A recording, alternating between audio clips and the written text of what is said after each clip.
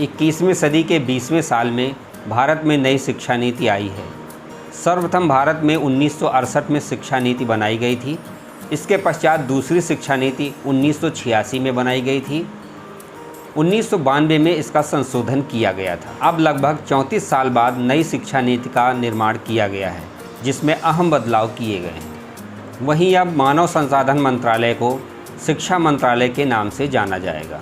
National education policy में शिक्षकों के लिए व्यावसायिक विकास को आवश्यक कर दिया गया है।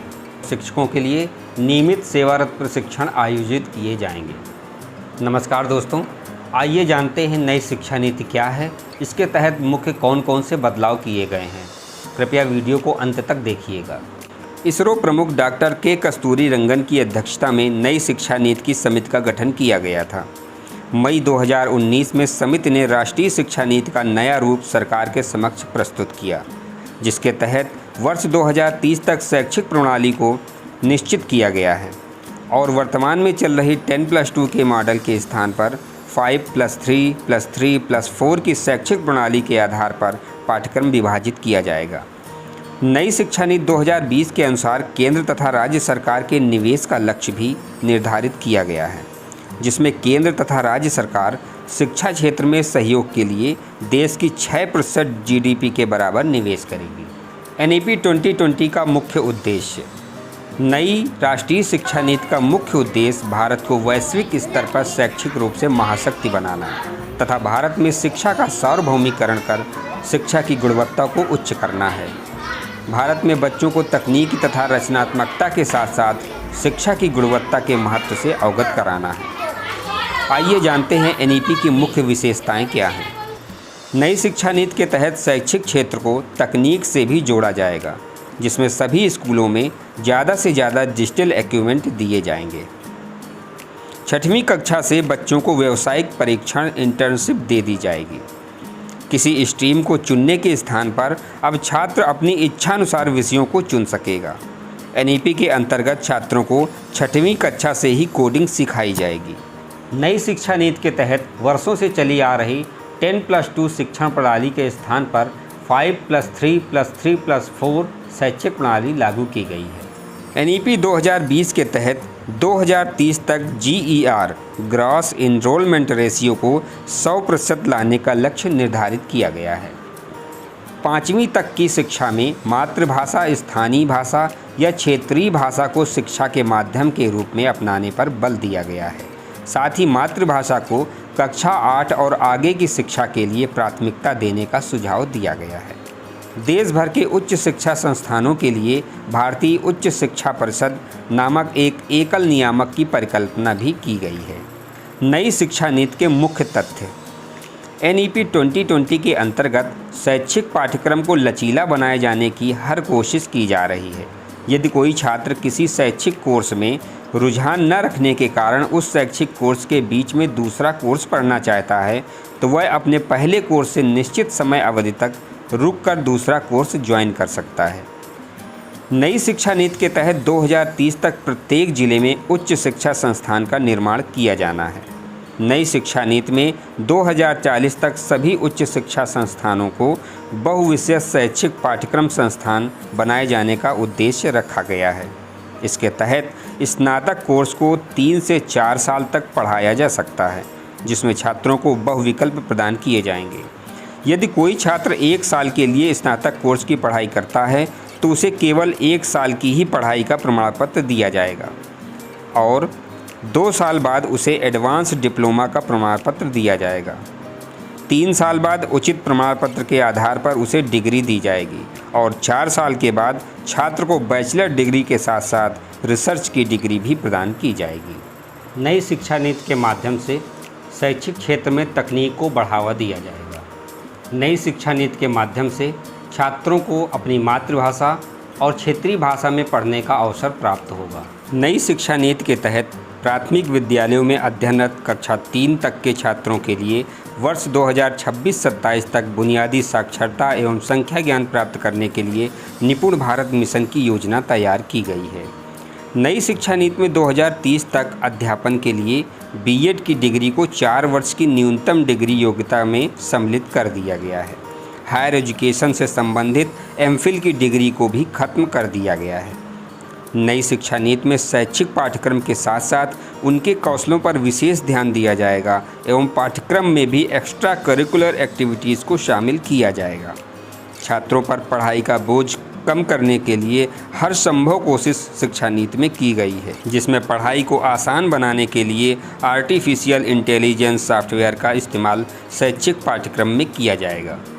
छात्रों पर बोर्ड परीक्षाओं का बोझ कम करने के लिए बोर्ड परीक्षाओं की रूपरेखा को भी बदल दिया जाएगा, जिसमें एक साल में 2 बार छात्रों को परीक्षाएं देनी होंगी।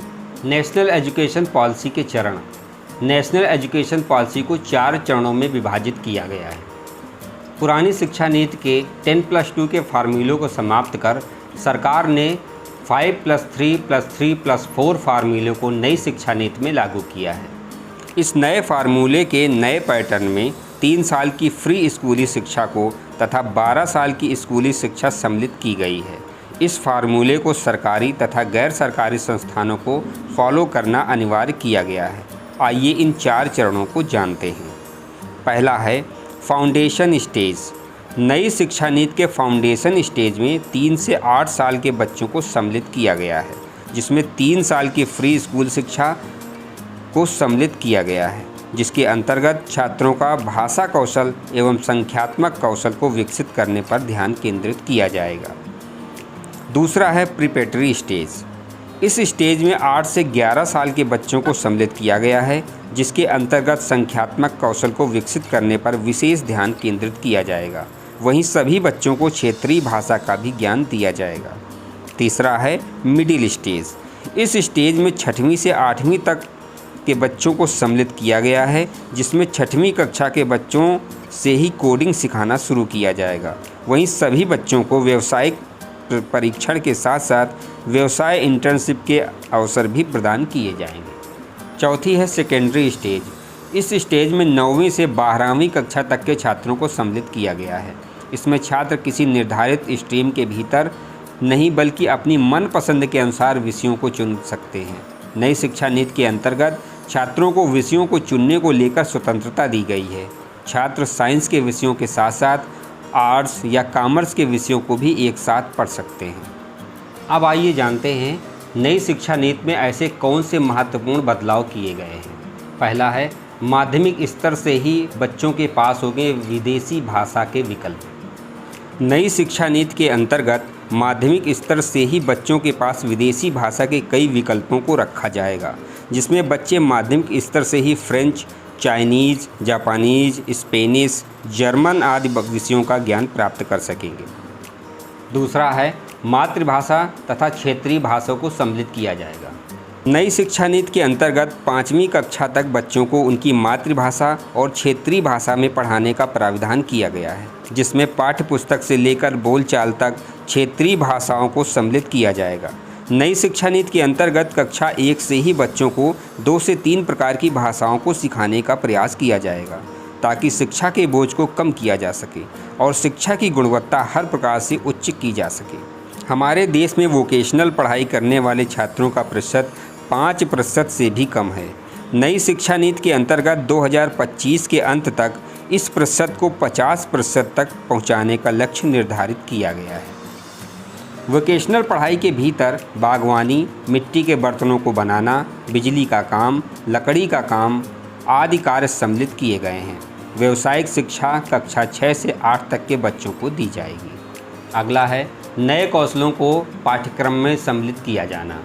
नई शिक्षा नीति के अंतर्गत छात्रों को पढ़ाई के साथ साथ उनके कौशलों का भी विकास किया जाएगा, जिसमें योग, संगीत, नृत्य, खेल और मूर्तिकला आदि विषयों में प्रशिक्षण दिया जाएगा, ताकि छात्र शिक्षा के साथ साथ अन्य प्रकार के कौशलों में भी निपुण हो सकें। छात्रों के लिए लिए गए आवश्यक निर्णय। नई शिक्षा नीति के अंतर्गत छात्रों के लिए कुछ बदलाव किए गए हैं। होमवर्क व स्कूल बैग का वजन कम किया जाएगा। जो छात्र कक्षा 1 से 10 तक की कक्षा में पढ़ते हैं, उनके स्कूल बैग का वजन 10% होना चाहिए, जिससे उन्हें स्कूल बैग लाने में कोई परेशानी न हो। कक्षा 2 तक अध्ययनरत बच्चों को होमवर्क नहीं दिया जाएगा। कक्षा 3 से 12वीं तक की कक्षाओं में भी होमवर्क में कमी की जाएगी। इसके साथ साथ विद्यालयों में सभी बुनियादी सुविधाएं मुहैया कराई जाएंगी।